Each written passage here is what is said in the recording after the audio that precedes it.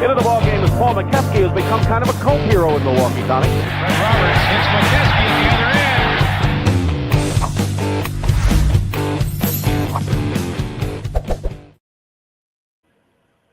end. And good evening, everybody. Welcome to the latest edition of We Got Next. I'm Rick Hampton, my great friend Paul McKeskey. Big Mo, it is March Madness. It's good to see you, brother. Good to see everybody out there. Please join us. Give us your questions and comments. We're going to be talking some hoops all night. This is one of the best times of the year, Mo. We got the NCAAs. We got the NIT coming up. No, you don't. Forget the NIT.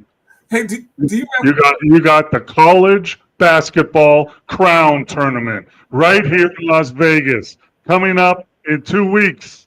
All the teams that go blown off by the NCAA are coming here to Vegas to play. 16 teams are going to come here. Wow. So they're pretty much saying, hey, to you, NCAA, hey, to you, NIT, we're going to do our own tournament in Las Vegas. Hey, Mo, do you remember when the NIT was a big deal? Well, NIT was before the NCAA. Right. The NIT champion was the college champion, right, back a while ago. But it was a big deal. Back when I played, because the winners, you go to Madison Square Garden. You got a trip to New York to the Final Four. But right. I mean, how many more ways can they save a college coach? How many more ways? You can make the NCAA, you can make the NIT, you can make the Super Duper Extras Crown Series here in Las Vegas. You have 68 teams now that are playing. I mean, how many more chances can you give a college coach to play postseason? How many? And yet they still keep falling like flies, brother. That's right. Iona fired their coach, Tobin Anderson, the other day, 2 years after he shocked the world when Farley Dickinson beat the number one seed Purdue Boilermakers. Kevin Keats, the coach at North Carolina State, they were in the Final Four last year, Mo. This year, what have you done for me lately, brother? What have you done for me lately, man? It's and I've talked to you a long time about this. College basketball is an easier place to coach. It has been in the past, because in the NBA, if you fail after 2 years, you're getting fired unless you're Popovich. In college, it used to be if you won every third year, you got an extension. You go to the NCAA and do an upset, here, we're going to give you 3 or 4 more years. There's college coaches that have a perpetual 5-year contract. Every year their contract comes up and they keep them, they get another year. So they always have 5 years left, 4 years left on their contract. But now, NIL, transfer portal, has made college basketball professional basketball. Players are getting paid. They're free agents. They can go any way they want, anytime they want, anywhere they want. So now you're dealing with universities adapting to that and saying, hey, Ricky, we gave you all this NIL money, and you got any player you want, and you didn't win this year, goodbye. That's what's happening. What you gonna do? And Mo, and the criticism of the athlete has gone to a different level. Hey, what is your thought on the criticism of college athletes now? They get a lot of there was a story out there about the harassment they get online, but doesn't that kind of come with the money? Nobody should be a jerk to anybody, and get all personal.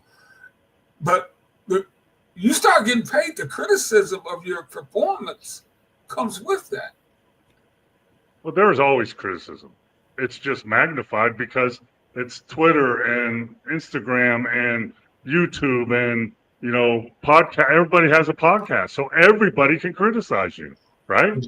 Anybody can criticize you. It used to be only reporters like you could criticize people. The New York Times or ESPN Magazine or ESPN The Show. Everybody can criticize you now. Everybody has a platform. We have a platform.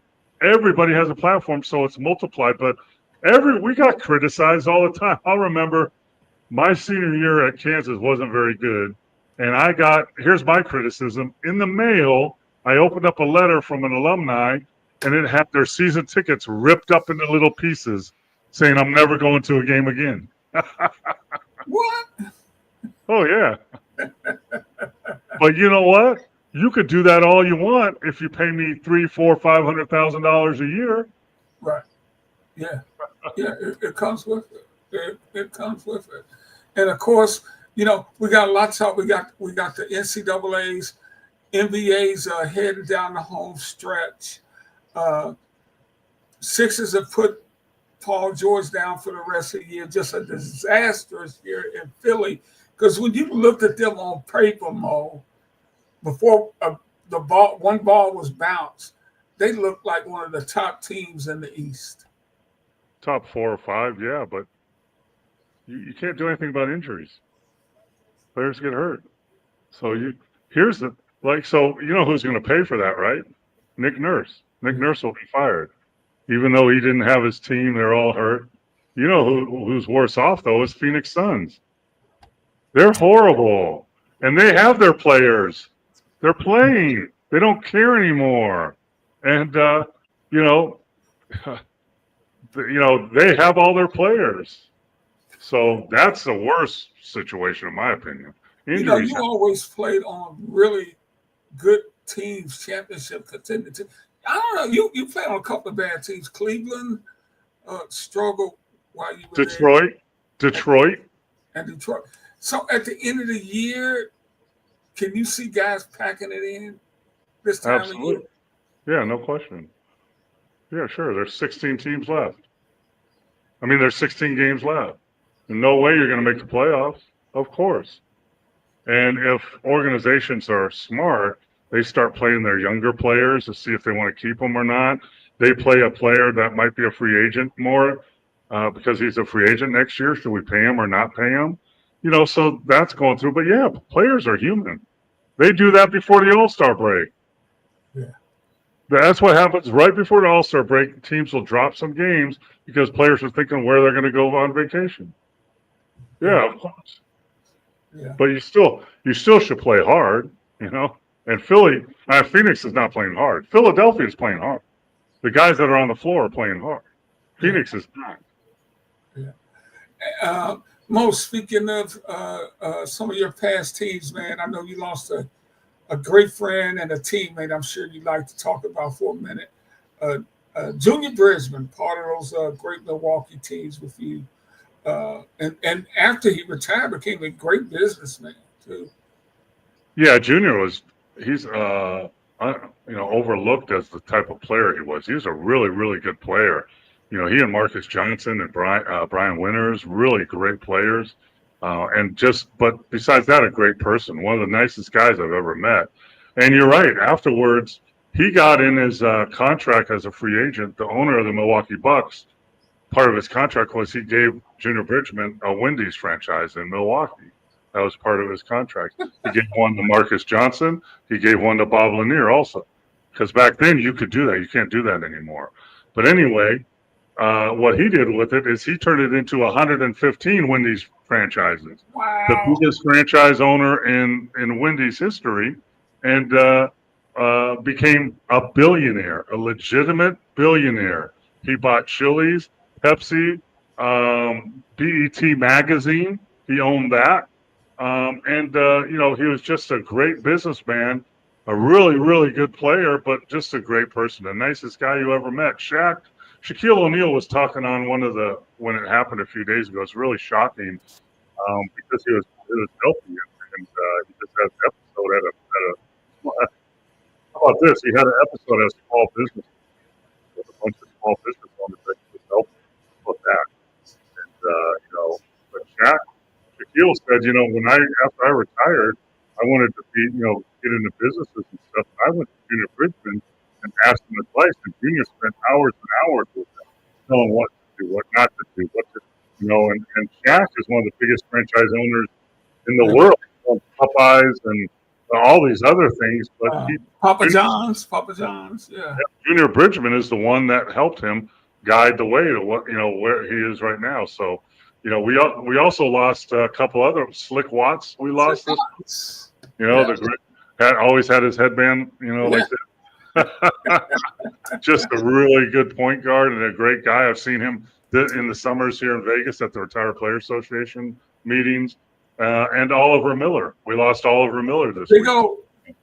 Yeah. So, and it's really sad when when you get in our age, it's like that happened. But Junior hit me hard because I played with him for 3 or 4 years and just a great guy. And Mo, we've talked about this before on the show. I know one of the greatest things about your 12 years in the league, not only getting to compete against some of the greatest athletes in the world, but also building relationships with those guys. Like the big A train comes to town, you guys get to go hang out after battling each other, knocking each other around for years. Yeah, I mean, there's only about 3,000 of us that played in the NBA for over 3 years, maybe less than that. That's a tight family of people that know what we have gone through. An 82 game season, travel, playoff series, battling out 7 games with Boston or Philly or the Lakers, whoever. There's only a selected few that have actually done that, and now there's even a less number that are still around, which is sad. That's why whenever we get together, at the Retired Player Association meetings and get-togethers, we enjoy each other. We tell stories and tell lies and laugh and but we enjoy each other's company. Bill Walton was a huge loss this year. Yeah, absolutely. And again, welcome to everybody out there. We want to hear your questions and comments. We already got Woodage wants to expand the field of 95 teams. Everybody's in. Everybody's in. All 300 teams are in. All of them. And the NCAA tournament lasts for 3 months. If they went to 95 teams, they would do stories about the 96 team got robbed from being Of course. Get out of here with that. That's it's a number. So when I went to Kansas, there was 32 teams. 32. If you didn't win your conference, you had to be a top 20 team or you weren't playing in the tournament. That's just the way it was. And Paul, how many guys did you guys dress at Kansas? 12. 12. Was that an NCAA rule? That was kind of just a standard. Seemed like it was 12 for everybody. Yeah, but I think with walk-ons and stuff, they can dress, or I don't know. They could dress at home or something, but couldn't travel. Yeah, but the thing is now, if you look on the benches of colleges, they look up the NBA, they have 15. I counted 8 coaches on the bench of these teams. Michigan State has 8 coaches and 5 more behind the bench. Yeah. Barry Sanders' son is on the Michigan State basketball team. I mean, you don't see a player on a bench till like almost out of bounds. Yeah, that's true. Those are usually the spots for like Ishbia was on the bench at Michigan State. Those big donor sons and nephews are getting those spots. Hall of Fame running back sons are getting those last spots as walk-ons or whatever on the team. But walk-ons don't matter. Walk-ons are like Bronny playing for the Lakers. Who cares? Yeah. Who cares? There's a lot of guys that can't play that are playing in the G League. So what? Absolutely. I mean, yeah, he got a better contract. Okay, great. But his dad's LeBron. Hell. Absolutely. Hey, Mo, let's why don't we look at the NCAAs before we get to the NBA? Okay. And start in, Duke has the number 1 seed. Auburn has a number 1 seed. Florida and Houston. I think the big question mark with Duke is Cooper Flag. If they don't have Cooper Flag, what does that do to their chances? Well, number one, they'll have Cooper Flag. He turned his ankle, and he's going to have 10 days off. The question is because they won their league tournament without him, right? Did they win? Yeah, they did win. Yeah. Yes, they won their. He didn't play. Yeah. They played in. Who'd they play? I don't know who they beat. I don't know. I don't either more. I'll look. Obviously, one of the best teams in their league, right? They're in the championship. They beat them. They beat them without Cooper Flag. So Cooper Flag turned his ankle.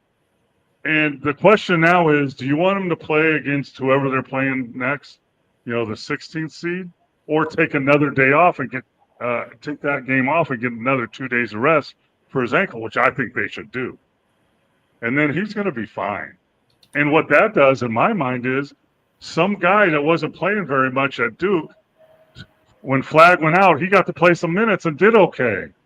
And some guys that was playing limited minutes, when he went out, got to play a lot of minutes and he did okay. So that when he comes back in the long run, that helps their team. Yeah, Duke beat Louisville Saturday. Yeah, so they're a good team. They're a really good team without Cooper Flag. They're a very good team with him. So he'll be back. I mean, I don't know, man. They take him off. So you don't play him against the 116 game. He won't even see the floor. I wouldn't think so. Why would you? I mean, if I don't know who that is. I mean, some of those 16 seats are wild cards. It'll be the winner of the American. You got to play the first four in American versus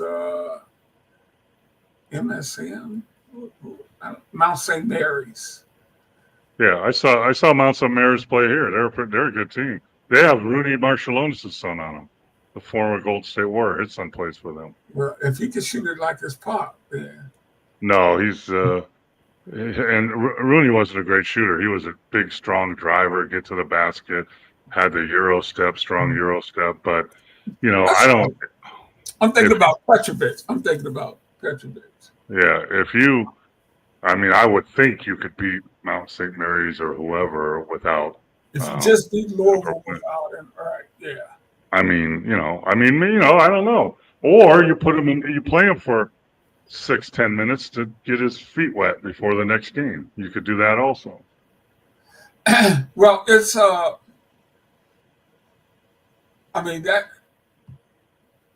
that's a layup for them. They're going to win that game.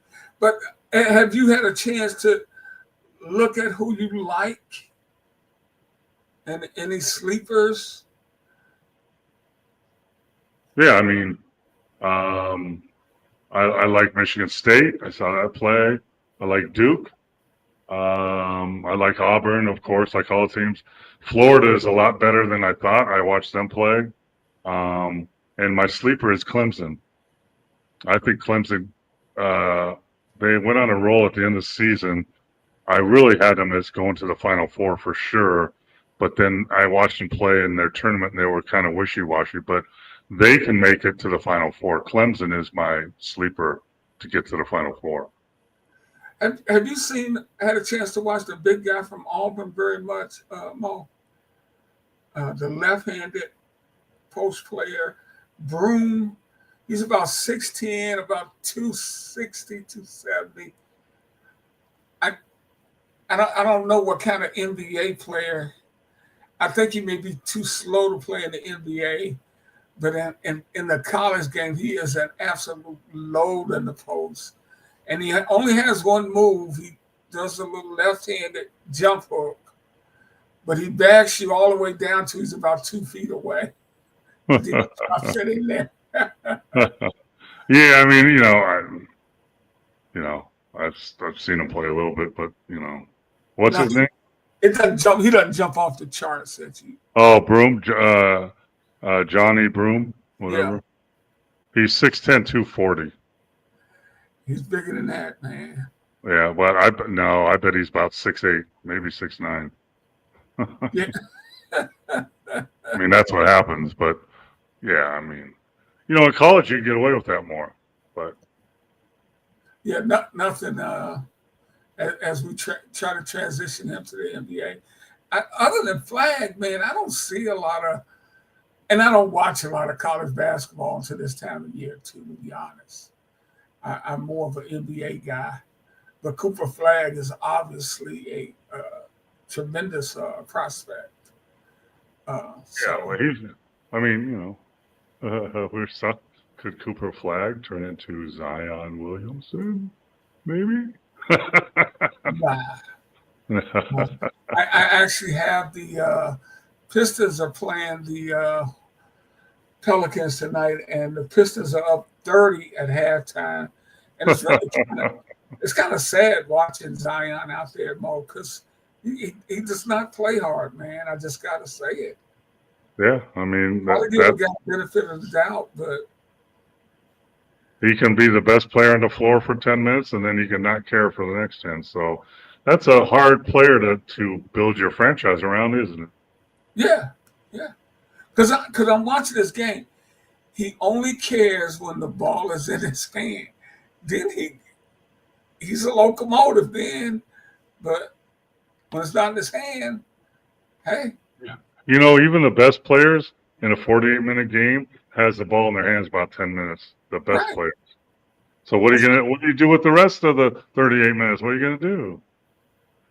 And I know Willie Green sees that, the coach of the Pelicans, but what can he do there, Mo? Nothing. Really. Nothing. No. What is he gonna do? I mean, Zion could go tell him to go jump in a lake, and guess who gets fired? The coach, not Zion. Zion makes $800 billion, so they're not going to fire him. Until they trade him. That's And I remember last year, you said that after the thing with McMillan and Trae Young went down, Trae Young got on McMillan because he didn't want. McMillan got on Trae Young for not wanting to go to shoot around. No, he didn't get on him. It's a team rule. It's a team rule. If you don't go to shoot around, you don't start the game. It's a team rule. He just held him accountable to the team rule, and he got fired. 10 days later, he was gone. Yes, I told you that. But he wasn't even getting on him. He was just saying, hey, come out here and sit on the bench for 30 minutes for shoot around because it's the team rule. That is just that's and nonsense. He didn't want to do that. Trae didn't want to do that. That is absolute nonsense. So what do you do? I mean, what do you do? You asked me what the coach with Zion's going to do. Well, what did McMillan do? He held him accountable, didn't he? And he got fired. Yeah. So what do you think the coach of Zion's going to do? Yeah, you're right. I want to give the ladies number one seeds too, and we will talk about them some as the tournament starts. But Southern Cal is number one seed, Texas number one seed, South Carolina number one seed, UCLA number one seed. Those are all blue blood women's programs, and that NIL money is also playing a part over in the women's game too, Mo.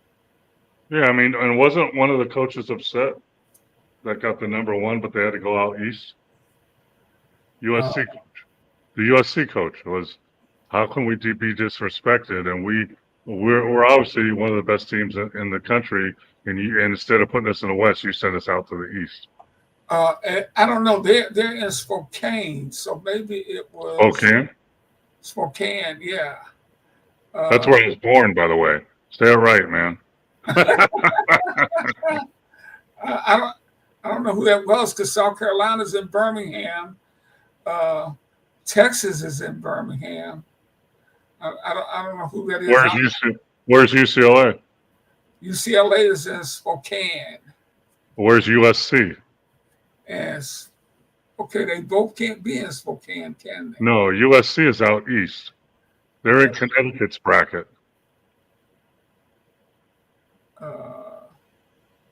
So they got upset because they got Connecticut is a number 2 seed and they got put in their bracket.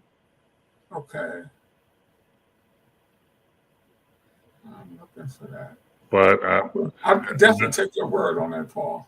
when I was a junior, I went to Kansas. We lost 4 games. We lost 3 games. 4 games. We lost to Kentucky at Kentucky. We lost to Arkansas. And then we lost in the league. We were 13-1. We lost to Nebraska on a half-court shot. And then we won every other game. And then we went to the postseason tournament, the first one of its kind for our league, the Pac-8 back then. And we got to the finals and lost to Oklahoma, who we had beat 3 times that year already. And Oklahoma got to stay in the West because they won that tournament, and they played in Wichita and in Kansas City.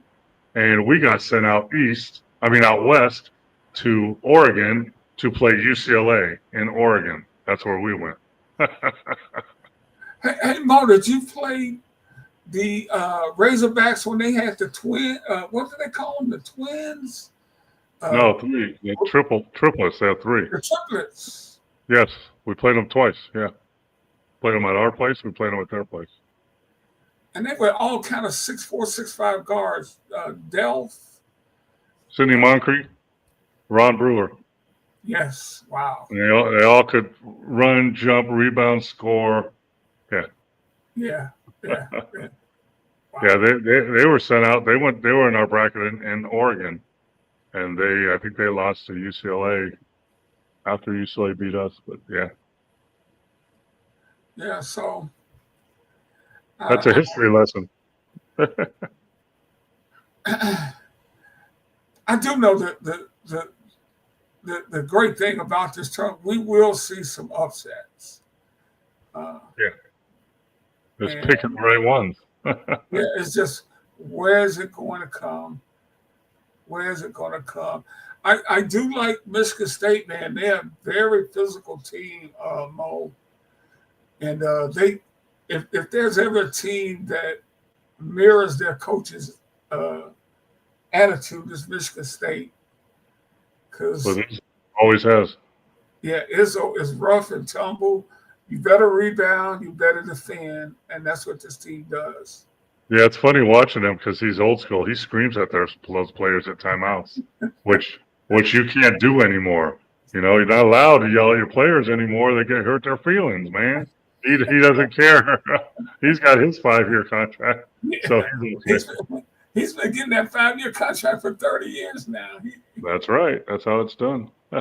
He doesn't. I like Florida. I watched Florida a few times. They start 2 7-footers. I like that. Yeah, Michigan has a couple of 7-footers too. Yeah, but they don't play them at the same time. Yeah, they don't play them at the same time. And they're not. They don't play that 7-footers either. Well, Golden will post you up. Yeah, but Wolf is more of a perimeter guy. Aren't they all? Well, in today's game, I guess so. And the one big question mark, UConn's failure to do anything this year. We'll see if they can pull together their season in the tournament. It'll be interesting. You don't think Hurley's worried about his job, do you? No. Hey, I don't think so. You won 2 straight, but you didn't win this year. I mean, what's going on? Hey, okay, fire me. I have a $25 million buyout. Write me a check. Write me a check. I'll go find another job. I'll go coach the Lakers. Hey, in fact, please fire me, okay? He might be done with basketball with the NIL and the transfer portal. I mean, he was interviewed the other day. He says, we're going in the tournament. I know half my players are already thinking about where they're going to play next year. Yeah. They'll be in the transfer portal as soon as they lose. It's crazy. Yeah. I can't think of his name now. The longtime coach at Murray State, just a good mid-major program, is stepping down. And just the state of the game today's just gotten to be too much. He doesn't feel like he can really coach the way he used to. Well, the mid majors and low majors in college basketball are now the development leagues for the high majors. Yeah. So if you have Murray State and you got a kid that can play, and he gets MVP of the conference, he's going to go some Florida or UCLA or Texas and get a lot of NIL money. He's going to leave you next year for sure, because that's what they poach. The high level colleges poach the lower level for their best players. That's the way it is now, and high school players don't get recruited. Yeah. And now you can go to junior college for 2 years, and then you have 4 years left of college eligibility, plus a redshirt. So you could be in college for 7 years now. Yeah. The JUCO, 2 years, redshirt a year, and you got 4 years left. That's 7 years. So you could be 26 years old. That's just the way it is now. And you get a couple of 26-year-old players going against 18 years old. They got an advantage. I tell you what, when I was at Kansas, we had a walk-on. He was an ex-Marine. He was about 6'6", big, strong dude that guarded me all the time. He was, I think, 26 years old. He was an ex-Marine. I was like, holy. Yeah, but also, I think they're changing that rule now to NIA, and also Division 2 and 3. Those players, if they leave and go to Division 1, have 4 years of eligibility left. So Wow. you could go to a really good D2. There's a lot of them out there, and play for 2 years and be MVP of their conference, and then go to a Division 1 and play another 4 or 5 years. That's crazy. Wow. Yeah, that is crazy. Well, everything's crazy now, Mo. Yep. Everything's crazy. And speaking of craziness, let's get to the association. What do we got, Mo? 15, 16 games to go before the season's over. And I mentioned just kind of in passing when we came on, 76ers have shut down Paul George. Just a disastrous season for them. They're currently 23-44. They're not even close to getting in the play-in. No. So they're done for the year. Let's start in the East and start with Cleveland. I mean, just what a great season it's been for them. 56-11. I mean, Cleveland and OKC have just been consistently outstanding all year. But we're starting Cleveland. Yeah, I mean, we've talked to them. I mean, they have great guards. You know, Mobley's now playing the 4 because Allen is healthy, and they've been consistent all year. As long as they stay healthy, they're the team that can dethrone the Celtics, who are champions right now. And if Porzingis is healthy in Boston, that will be one hell of a series. And I give the edge to Boston because they've been there before. But it'll be a hell of a series. So, you got the Knicks that are struggling. Tibbs is having trouble. He had a shouting match with one of his players in the huddle the other night. Indy is, don't worry about them. Milwaukee is still, they lose games they shouldn't lose, and then they play good. But I think they're in the 4th spot. Portis is going to be coming back in a few weeks, so that will help them out. But I don't know if they're a serious run. Detroit's going to have a chance to win a first-round series, which would be awesome for them in their process of where they're trying to get to, and then build next year. And, Orlando's been up and down. Miami's been up and down. Philly's a disaster. But, it's the Cavs and the Celtics, if they're healthy, to win or lose. Yeah, and that's going to be a titanic series. That's who I see getting there, Mo. I don't think they're – Milwaukee, as you said, they're capable because I think Giannis can still create problems, and Lopez, you get Portis back. You got Dame Lillard. They still have the personnel, I think, to play with those guys. But I don't think anybody else and I think it's Cleveland, Boston, Milwaukee, and nobody else has a shot out of the East. Yeah, I agree. And The problem with Milwaukee is I'm having like deja vu. The Milwaukee Bucks are the Kansas Jayhawks. The Kansas Jayhawks have the best center in the country. They have a veteran point guard. They got all the tools, and they can't win. They just kind of get. That's what That's what Boston, Milwaukee, it seems to be. They have all these pieces, but they're not seeming to fit too well. And you know, if they're knocked out of the first round, I don't know if I think they'll make it past that. But even in the second round, I don't know if Doc Rivers keeps his job, and I don't know if Giannis stays there. It might be time to shake it up. And Mo, I keep thinking when I think of the Bucks, I just keep thinking to them of this championship team, but that team that's gone. That's no more. Holiday's gone. Middleton's gone. That team hasn't been there for 2 years. Even though they were there, they weren't there. But Holiday was the first piece of the puzzle that started to crumble the Bucks. And then Middleton never came back from his injuries. He couldn't be the player he once was. So they're not that championship team. They're not even close anymore. Yeah, I agree with you there, Mo. And then we go west. Oklahoma City, 56-12. SGA, man, is just a terrific player. He torched the Pistons the other night for 48 points. But Paul, the MVP, he's not the MVP of that team. That's too much. But maybe the second most important player on that team is Hartenstein. Yep. Hartenstein. Mo, he is everywhere, man. Yeah, he's big, he's physical, he plays hard, he blocks shots, he rebounds, he's physical, he takes up space in the paint. He does all the stuff other players don't want to do. He was one of them. He and Caruso were two of the missing pieces that they needed to pick up in the offseason. The OKC had a great year last year. They won like 60, 50 games, whatever they won, but they weren't the team. It's like the Bucks. You're missing pieces. And when you pick up a Hartenstein from New York who let him go, that was a huge mistake. And then you pick Caruso, who's a tough-minded, been all-around wing. Now you got those two missing pieces to go with Shea Alexander and shoot, the big guy's name. Holmgren.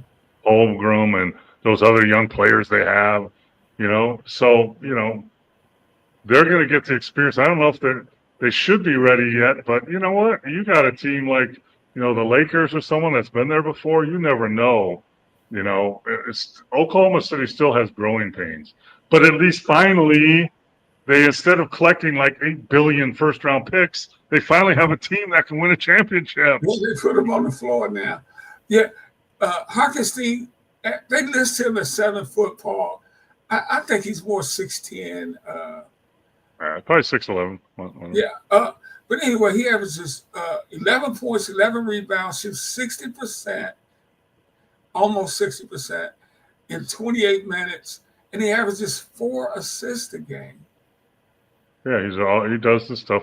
He passes the ball, rebound, take a charge, block a shot, knock someone on their butt. Yeah, and those stats don't even count all the intangible stuff he does. So you know who else? So while he's doing that, who doesn't have to do that? Holmgren. Yeah. Holmgren doesn't have to do that. Holmgren's skinny, he's skilled, he can shoot threes, blah blah blah blah blah. But he's not a physical player. He doesn't take up space in the paint. He doesn't knock people down. Harden. Now I don't know. He doesn't have to. Holmgren doesn't have to do that anymore. He's a 4. Thank you very much. Appreciate you, dude, for looking out for me. You're watching We Got Next. I'm Ricky Hampton, along with my great friend Paul Mokeski, coming to you on Monday evening. I see you out there. Let's hear from you. Let's hear some questions. What about the Warriors? They're won 11 out of 12 games since they got what's his name? What about who, Mo? Warriors, Golden State Warriors. Oh my goodness, yes, with Jimmy Butler. Now they've won 11 out of 12 games with Jimmy Butler. How serious do you take them? I take them serious. They still don't have a big. if they would have went and got Harkenstein, they'd be in the running to win the West for sure. Yeah, Or something like that, you know. yeah, for sure. But you know, I don't think any team wants to see them in the first round of the playoff. They're currently sitting in the 6th seed, and woo, they would catch Denver in the first round if the Yeah, ended today. that'll be a heck of a series. But again, who's going to guard the Joker? If you who has a big enough body? All you needed was some 7-foot guy like Harkenstein that rebounds and bangs and can eat up some minutes guarding the Joker, 20 minutes a game, and you have a chance. But you don't have anybody like that. Yeah, and Minnesota's been hot too. They I think they won 6 or 7 in a row. Yeah, 8. Yeah. They are currently in the 8th spot, and Houston's playing better now. They've won 6 straight. More teams are rounded into form over there in the West. Houston's in the 2nd spot now, right? Yes, they are. Yeah. So they took a little dive a little bit, and then they've come back. So that's kind of proven that maybe they're for real, because early in the season they were winning games, but nobody believed they were for real. And then in the dog days of the NBA season, they kind of struggled, but now they're back and they're in the 2nd slot. So maybe they are for real, because they got some good talent there, and they take the personality of their coach too. So Houston would catch. Well, Minnesota would have to. Whoever comes in to play in. Memphis and the Lakers 4-5 that they started today. The Lakers have slipped since LeBron left. They're 6-4 in their last 10. Looks like LeBron will be back next week. And and Luka's playing better. Luka's shooting the ball better and becoming the Luka he should be. So when they get LeBron back, they're going to be a dangerous team. Is that match fitting as well as you thought it would when he came over? When Luka came over? I mean, LeBron has played with great players and adapted, so that's not a concern. And LeBron does all the other stuff. He can pass, he can rebound, he can defend, so he can do all that stuff. The question mark was Luka. Would Luka accept doing some other stuff and actually try to play a little defense? And he has. And now I think people have got to him and say, listen, you're all upset you left Dallas, but you're a Laker now. You could be the next LeBron. You could be the next Kobe for the next 10 years. That's your legacy. Do you want to do that? And I think he's probably finally understanding that. Yeah, that's a pretty good legacy to have, man. Well, I was talking that with Michael, my son, last night. You know, some people are okay. You know, I'm going to be a great player. I'm being an all-star, and I'll make a lot of money. Or some people, like a LeBron or like a Kobe or like a Bird or like a Magic, I could do that, but I want to be more. I want to be special. I want to win championships and make a name for be special. That takes more effort and energy and commitment. So we're going to find out if Luka is that guy, but he looks like he's feeling a lot better. He's a little more healthy. Maybe the LA Sunshine's helped him. And, you know, sometimes a change of scenery, getting out of Dallas, you know, helps a little bit. And, you know, Dallas is in shambles. They can hardly even put a team on the floor anymore. They got so many injuries. Yeah. Hey, Mo, and by the way, the Cavs have won 16 straight until Orlando knocked them off. I forgot to mention that earlier. But something we mentioned Hart and Thibodeau getting into it, and you just said that like no big deal. You kind of just is that just the NBA? No, it's not. I didn't say that. No. Not when you do it in a huddle, not when you do it in front of everybody. It's not that is a big deal. That's a problem now. You know, if it goes on like there's a little confrontation, you know, and you yell back and forth, okay, that's no big deal. That went on for a while. You know how it was a big deal? Because after it kept going on, players started to stand up and coaches started to step in. That's a problem. That's the problem. Yeah. Okay. Players felt uncomfortable. Well, that's something we'll keep our eyes on. Yeah, it's and you like Tibbs is hard. No, Tibbs is old school, as you know, Mo. yeah, and so is Hart. He's an old school player too. I mean, he's a guard that averages almost 10 rebounds a game in the NBA. That's pretty special, you know. But Yeah, you want those things to happen, and they do in practice or in the locker room, not on the floor during the timeout of a game. Not that carryover, and are not just boom, boom, boom, yeah, what, okay, let's settle down. But continues for almost a minute. That's a problem. okay. Okay. That's why we come to you for these questions, because you've been in those huddles. You've led those huddles. Yeah. I've, And, I've I've told a guy to go to the locker room, and he didn't want to go. I stood up and I didn't touch him, but I made him go. he went. He went That's all. finally, Yeah. and he apologized afterwards. And I told him, listen, we can butt heads in the locker room, but not on the court in my huddle. No, not in our huddle. You can't. Right. And I remember you said one of your rules, I'm not going to show you up, and don't you show me up. Yeah, I'm not going to embarrass you. When I take you out of the game, I'm not going to follow you down the bench and scream at you and yell at you and do all this stuff. And when I take you out of the game, I don't expect you to walk by me, roll your eyes, throw your towel, or do any of that crap. Because if so, we got a problem. So we respect each other.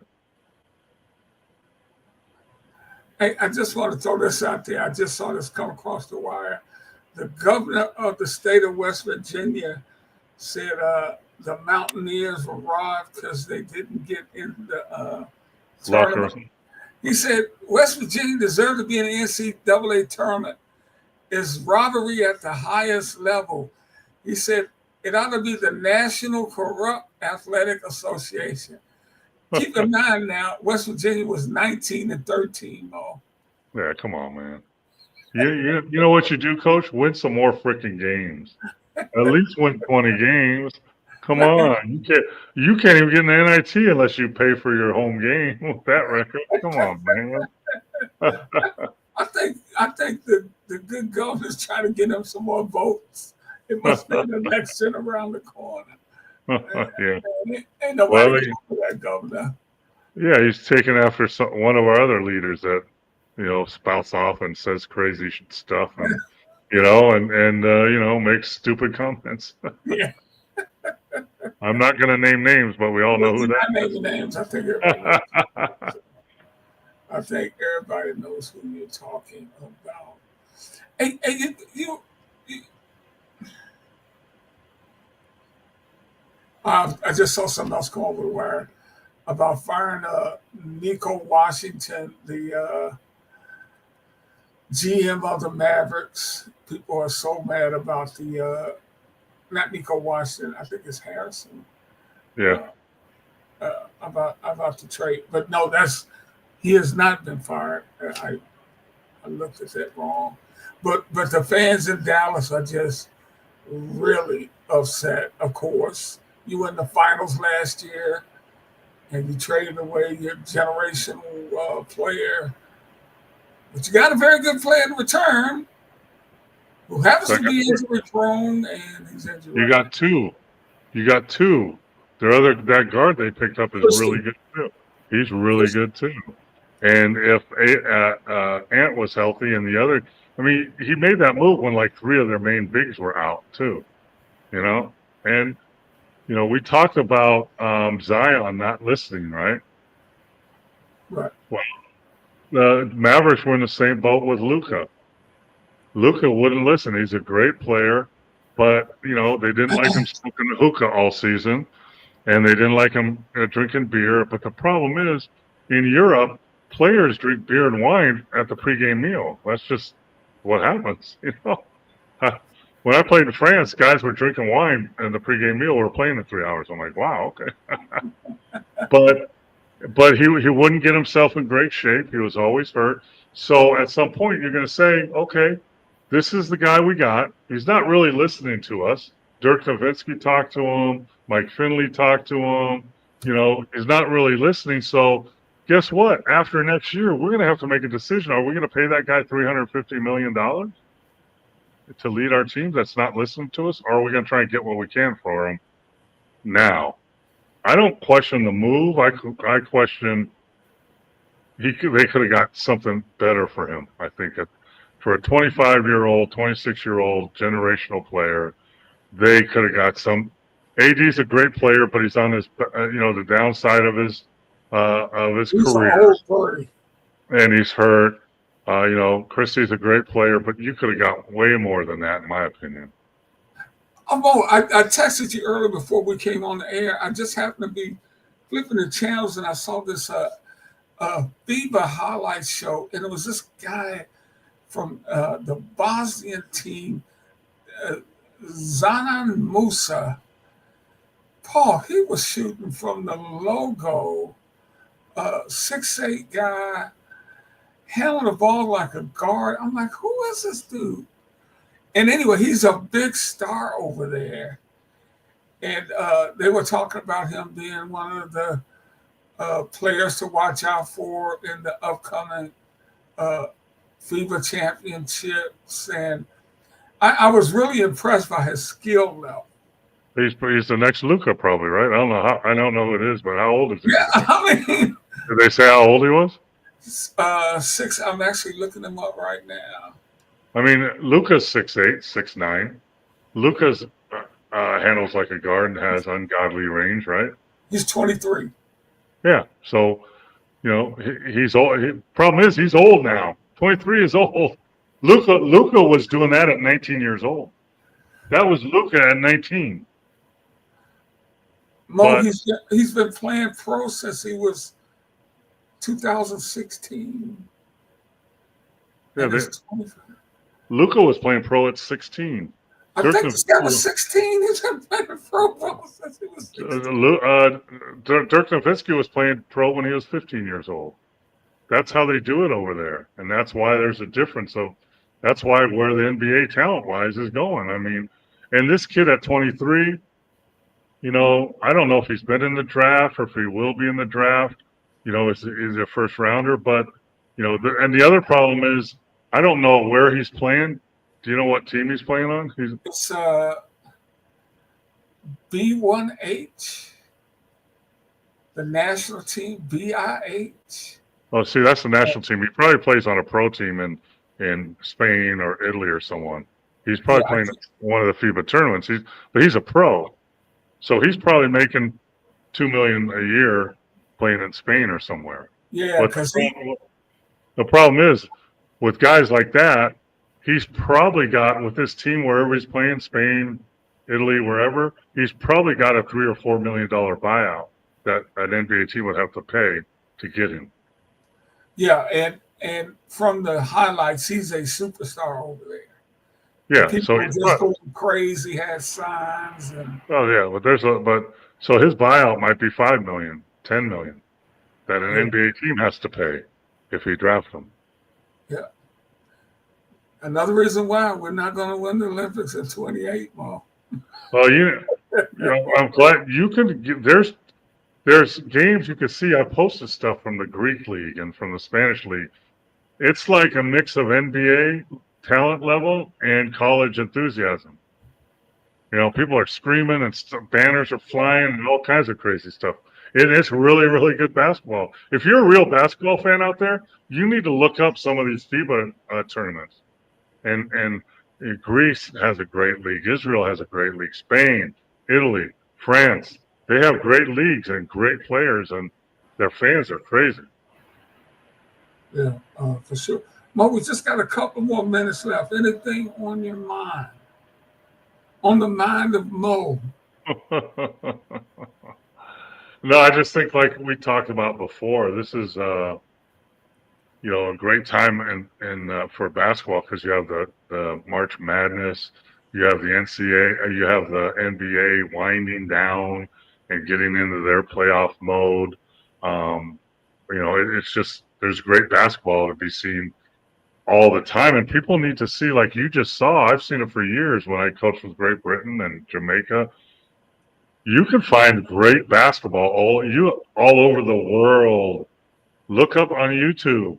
Go to the Greek League. Those guys are crazy. They're very talented, and their fans are crazy. There's flares going off. There's one of the teams that as soon as the jump ball is thrown up, they throw confetti in the air that fills the air that they have to stop the game and then sweep the confetti off the floor to play.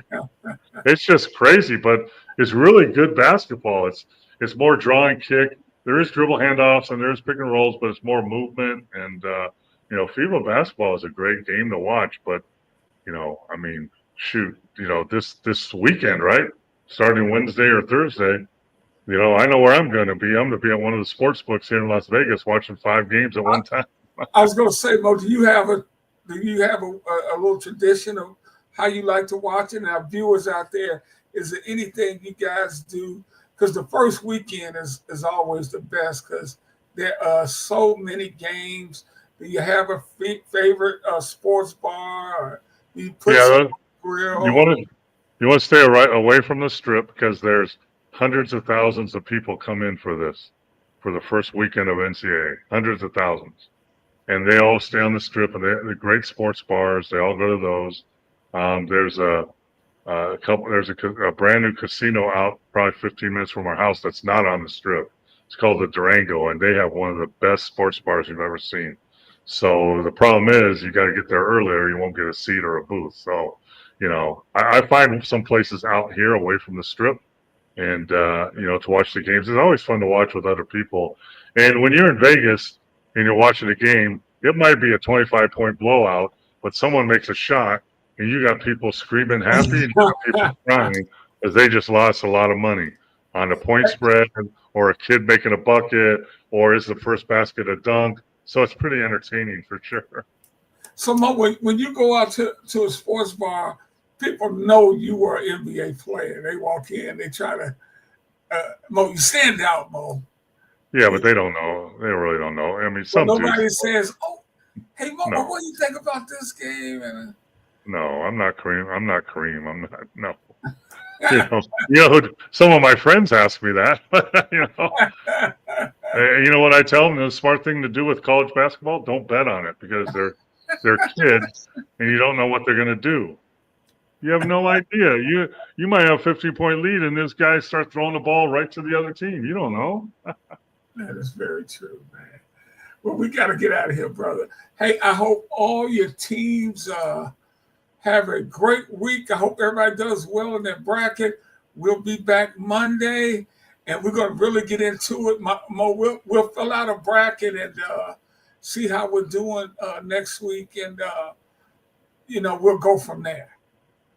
Sounds good. We'll get into, the first and second round will be done, I think, by Monday. So we'll know the Sweet 16, I think. So it'll be interesting to see and see what kind of upsets come here our way, which, one of the greatest moments ever is at the end of the championship when they play that music, One Shining Moment. Yes, and they show that video. That's my favorite thing.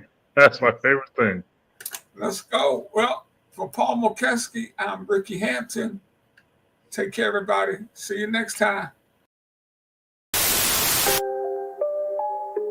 Oh, Canada. Put on a suit, drink water, don't drink and drive. Hey, man, call your mother.